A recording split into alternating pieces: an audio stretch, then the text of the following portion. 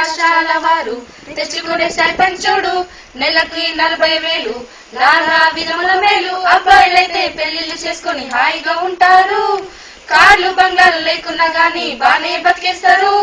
మనకేమో 18,000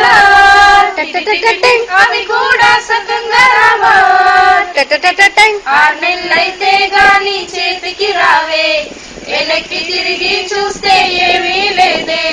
మన బతుకేమో ఇట తగలబడింది, ఎక్కడ వేసిన ప్రాణం అక్కడే ఉంది.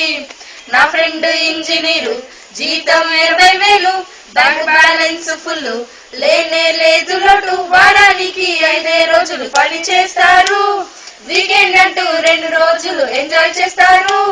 మనకేమో సండేలే లేవే, పండుగలైతే అసలే లేవే.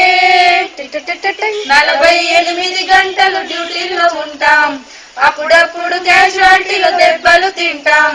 మన వెట్టి చాకిరికి గుర్తింపే లేదే, ఎవడు పడితే వాడొచ్చి బెదిరిస్తాడే. 6 సంవత్సరాల చదువు అంతం లేనే లేదు, ఆపై రూరల్ సర్వీస్ చేయాలి 3 ఏళ్ళు. హౌజీ తర్వాత పీజీ తర్వాత సర్వీస్ చేయాలి, మొత్తం అయ్యేసరికి 30 ఏళ్ళు వస్తాయి. ఇంకెప్పుడు సెటిల్ అయ్యేది, ఈ మా గోడు ఎవడు వినేది. డాక్టర్ కే రోగం వస్తే దిక్కే లేదే, పుసుక్కున పోయేటుంటే ఇన్సూరెన్స్ లేదే.